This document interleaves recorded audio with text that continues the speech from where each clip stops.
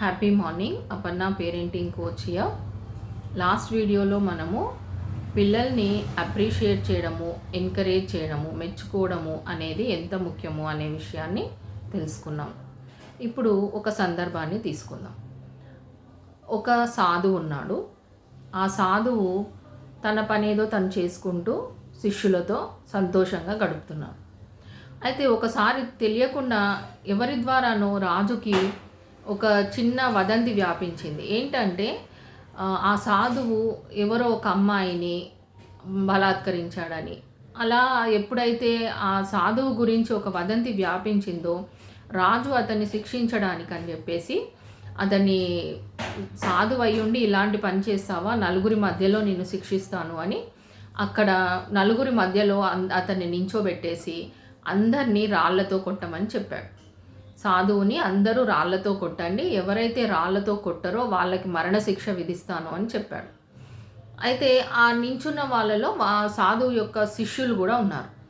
అయితే ఎప్పుడైతే అందరూ రాళ్లతో కొట్టడం స్టార్ట్ చేశారో అప్పుడు శిష్యుడు ఆలోచించడం మొదలుపెట్టారు. శిష్యులు, అరే ఇది నేను కొట్టాలా వద్దా, నా గురువు కదా ఈయన, ఎలా కొట్టాలి అని ఆలోచించి ఏం చేశాడంటే చివరికి కొట్టకపోతే రాజు తల తీయిస్తానన్నాడు కాబట్టి ఏదో ఒక దాంతో కొట్టాలి కదా, నాకు రాయితో కొట్టబుద్ధి అవ్వట్లేదు గురువుని అని చెప్పేసి ఒక చిన్న ఫ్లవర్స్ తీసుకొని ఆ పువ్వులతోని గురువుని కొట్టడం స్టార్ట్ చేశాడు.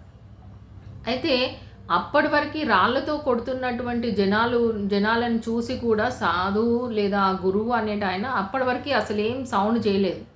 కానీ ఎప్పుడైతే తన శిష్యులు పూలతో కొట్టడం మొదలుపెట్టారో గట్టిగా అరవడం మొదలుపెట్టాడు. అయ్యో అబ్బో, నన్ను ఇంత బాధ పెడుతున్నారు, ఇంత బాధ పెట్టే కంటే నాకు మరణశిక్ష విధించండి, ఇదైపోతుంది అదైపోతుంది అని గట్టిగా అరవడం మొదలుపెట్టాడు. రాజుకు ఆశ్చర్యం అనిపించి ఆగండి అని అందరినీ ఆపాడు.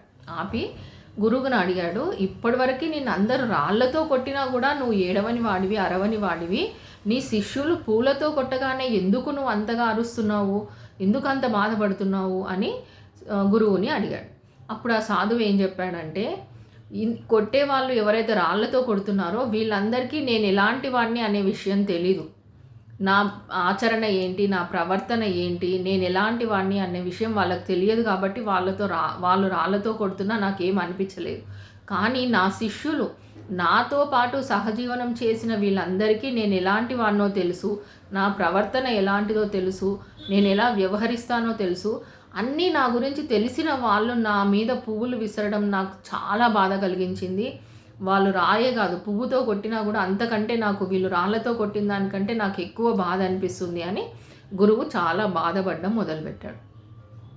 ఈ సందర్భాన్ని మనం ఇక్కడ ఎందుకు చెప్పుకున్నామంటే, ఈ సందర్భాన్నే మనం మన కుటుంబంలో మన పిల్లలకి అన్వయించుకుంటాం. ఎలా అంటే ఆ సాధువు అనే అతని ప్లేస్లో మన పిల్లల్ని ఉంచుతాం. ఆ కొట్టే వాళ్ళు శిష్యులు ఎవరైతే ఉన్నారో వాళ్ళు పేరెంట్స్ అన్నమాట. అంటే ఎప్పుడైతే పిల్లల గురించి అన్నీ తెలిసినటువంటి తల్లిదండ్రులు పిల్లల్ని ఒక్క చిన్న మాట అన్నా కూడా పిల్లలకి ఎంత బాధ అవుతుంది అనేది ఈ సందర్భం ద్వారా మనము అర్థం చేసుకోవచ్చు. అంటే బయట వాళ్ళకి తెలియదు పిల్లలు ఎలాంటి వాళ్ళు, వాళ్ళకి ఏమొచ్చు ఏం రాదు అనేది వాళ్ళకి ఏం తెలియదు, వాళ్ళు ఎలాంటి వాళ్ళు కూడా బయట వాళ్ళకి తెలియదు. వాళ్ళు వచ్చి వెళ్తూ ఉంటారు, చూసి వెళ్తూ ఉంటారు చుట్టాలైతే. అంతేకాని ఆ పిల్లల ప్రవర్తన అనేది ఎవరికి తెలుస్తుంది, పూర్తిగా తల్లిదండ్రులకు తెలుస్తుంది.